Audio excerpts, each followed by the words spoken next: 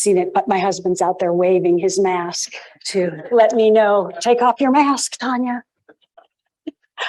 Well, this is the third in our series of sermons based on the work of Dr. Wendy Farley and this intriguing little book called Beguiled by Beauty.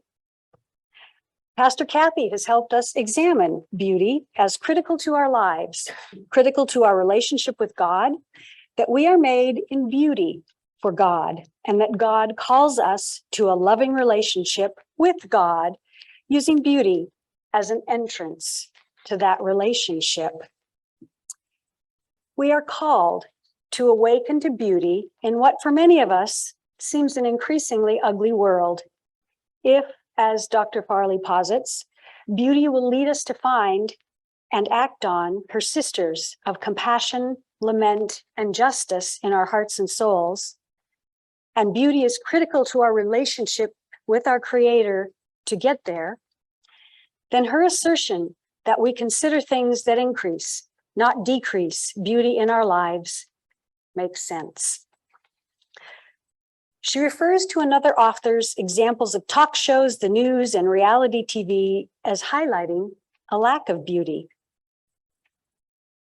Don't you think?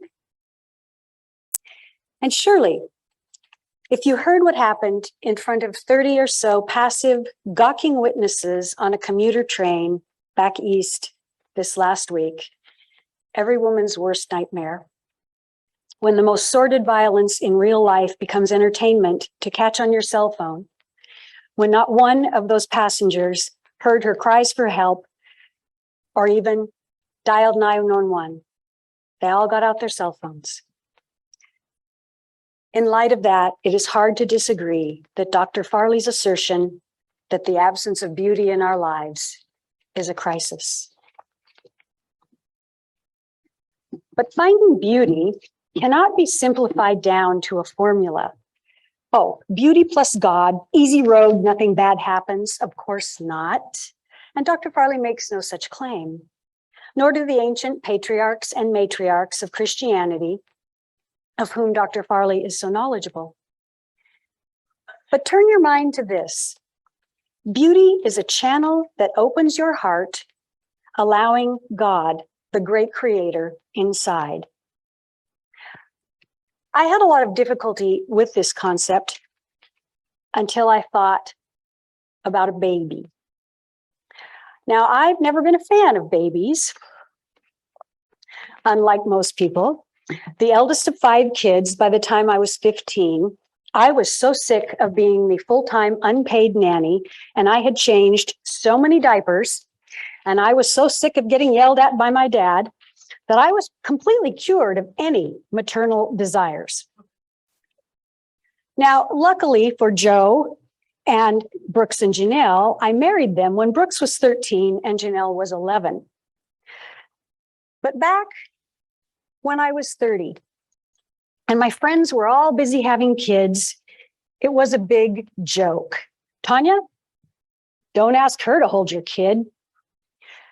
So when I dutifully took a present to my friend Kim when she had her first son, a boy, I decided I really should hold it, you know, like normal people.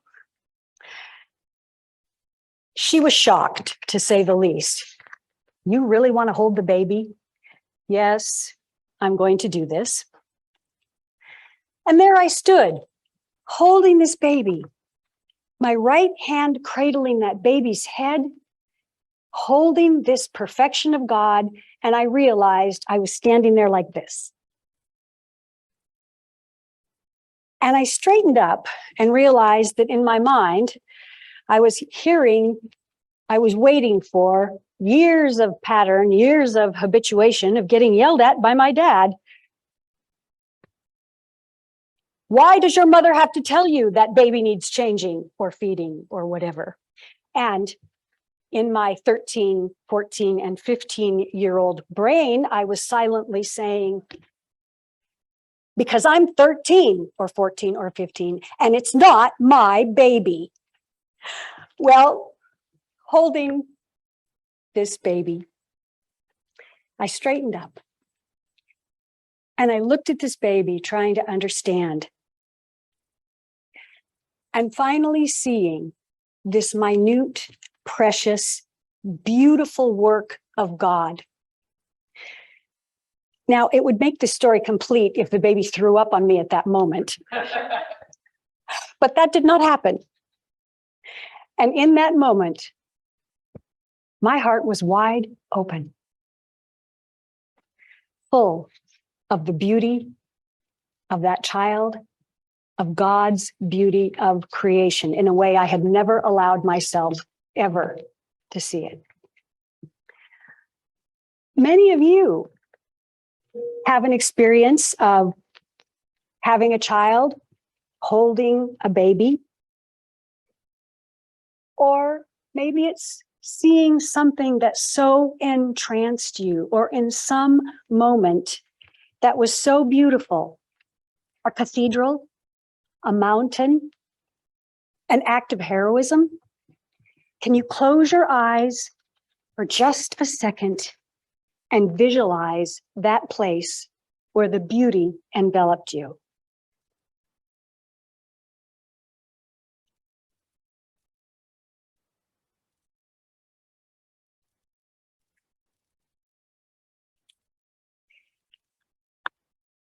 Whether you are aware of it or not, in that moment, your heart was completely open and you were there with God. Nothing, no one else. Somewhere in your life, and some of us have to dig really deep for it, you have had this experience. It may have been for just a few seconds.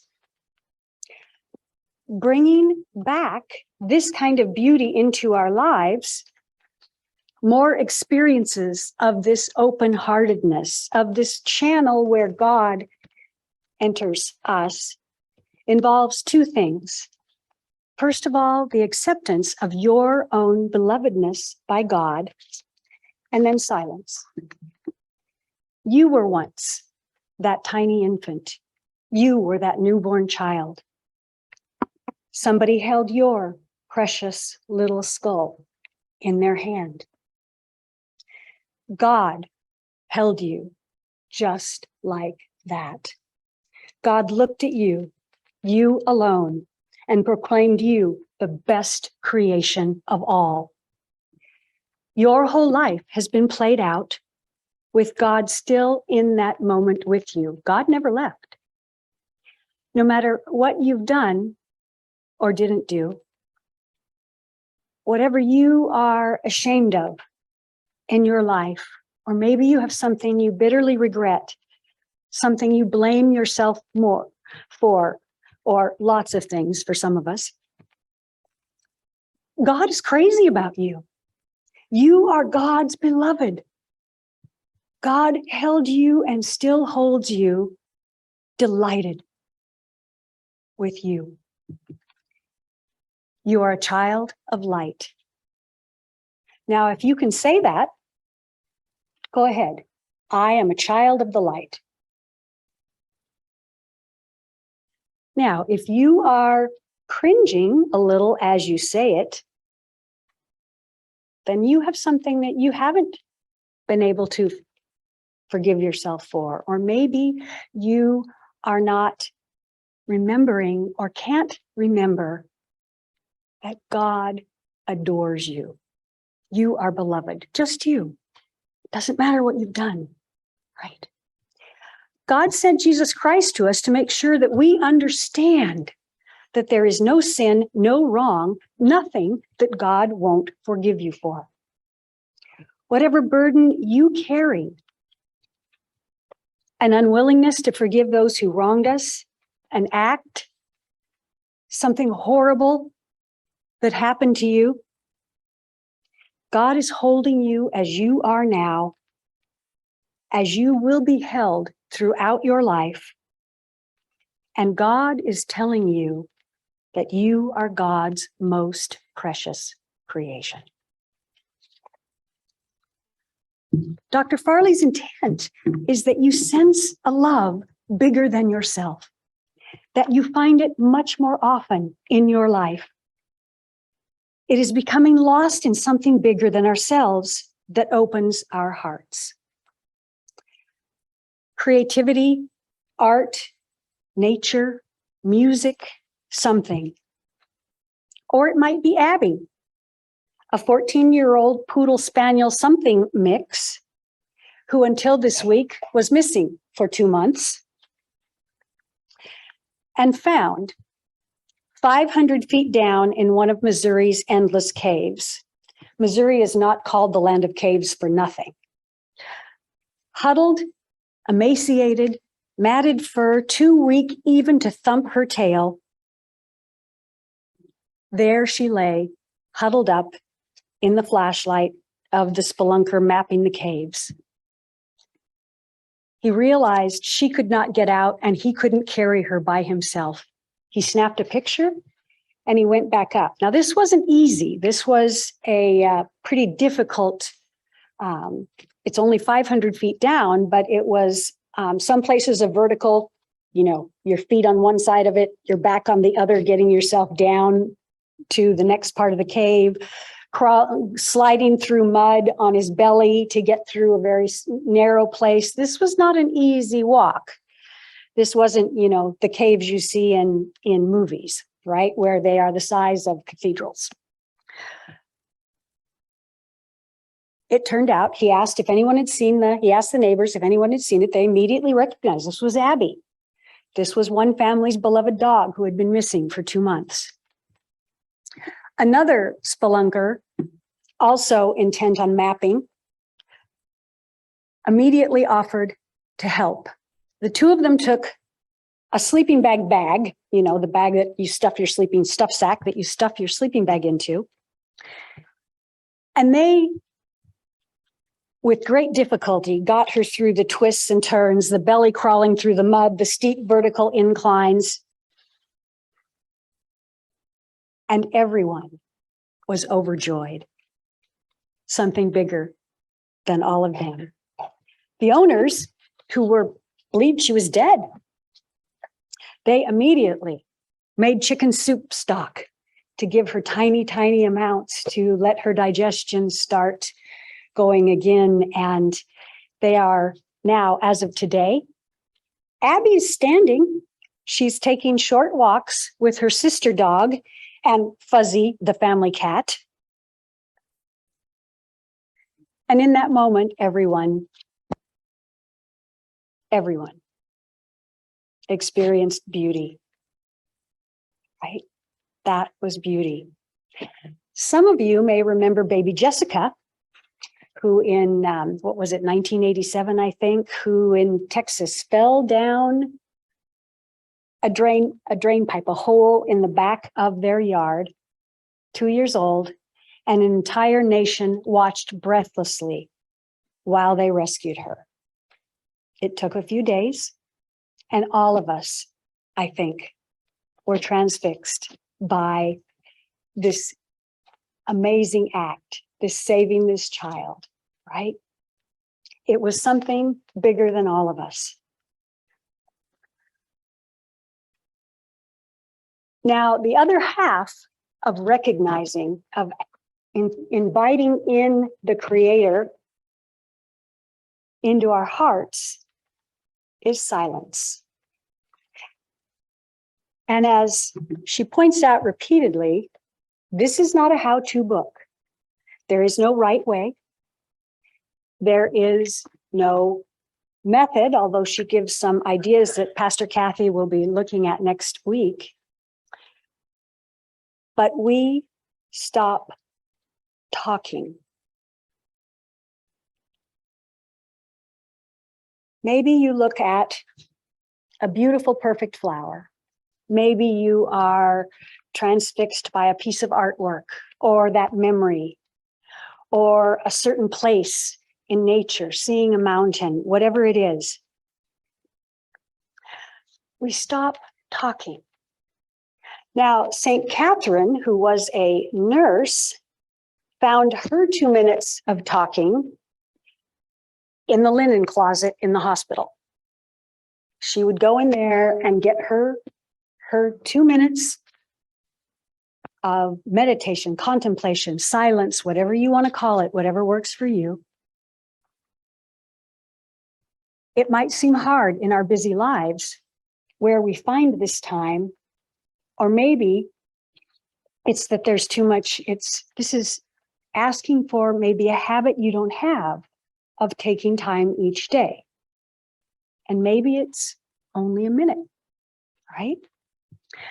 Now, when I'm asked, this book is asking you to change, to simply sit and be silent, right?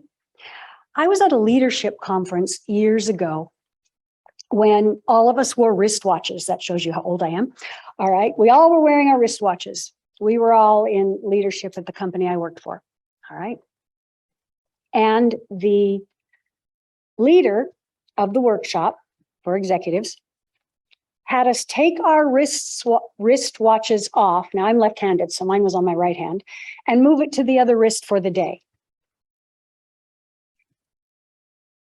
It drove me crazy. I kept looking at the time. It felt wrong. It itched. It was horrible. And all it was my watch on the wrong hand. And at the end of the day, the leader, who was pretty wise, said, now, all I asked you to do was to change the hand your wristwatch is on. And it was that hard for you. Keep that in mind when you ask your staff to make changes. So this is a lot bigger than changing your wristwatch because of the maybe scary, life-changing implications of this. Spending that time can change you. And maybe you only have 30 seconds a day. Maybe it's only 2 or 3 minutes, and that is wonderful.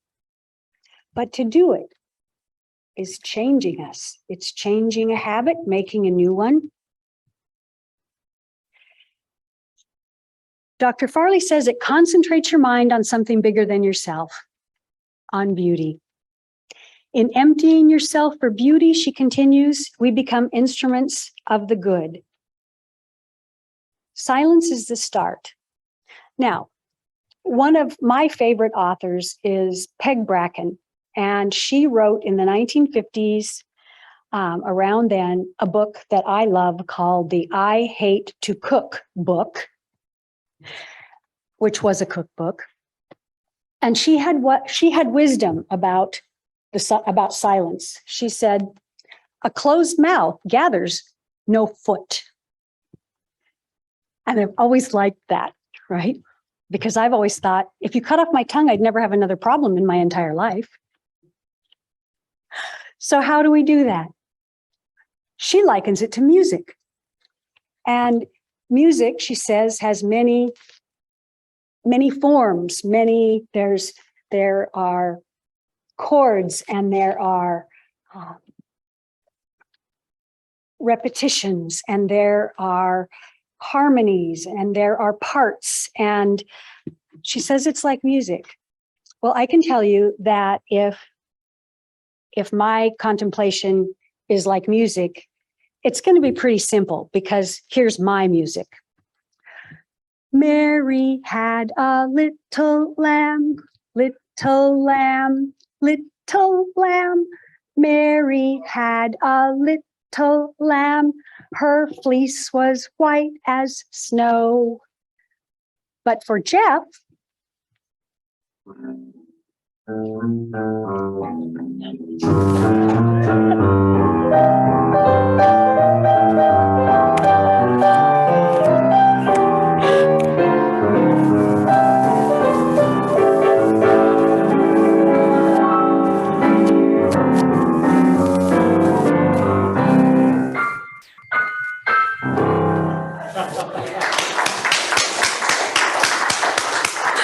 oh, thank you, Jeff.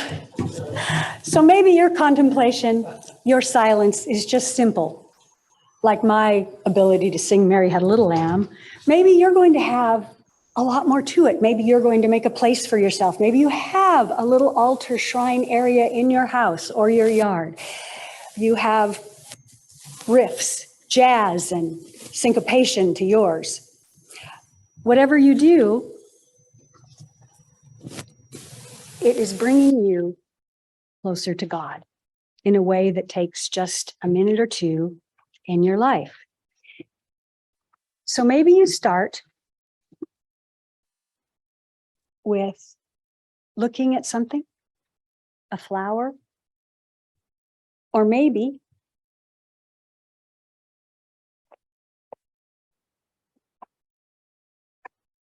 looking at one single perfect bubble. Something that takes you out of your ordinary space and helps you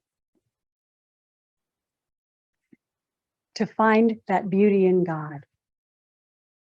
That beauty that transforms your heart, that helps God help you to activate compassion, lament, and justice. We'd all like to say that we would not be one of those 30 or so passengers on that commuter train taking pictures while a woman was assaulted. I think that the more we activate, the more we practice this, the more God gives us courage. And it is courage. The more God gives us courage to continue building that aspect of our relationship with God, and the more courage we will have when it's really necessary. Amen.